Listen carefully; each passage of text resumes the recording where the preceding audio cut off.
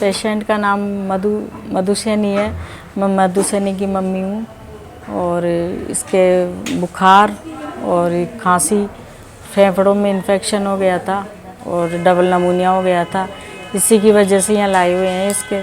तो लाने के बाद में इसके काफ़ी सुधार है और हमारे को स्टाफ से अच्छी देख रेख है, कोई चीज़ की परेशानी नहीं है। हमें अच्छा लगा यहाँ रहना, सब सुविधा उपलब्ध है यहाँ पे।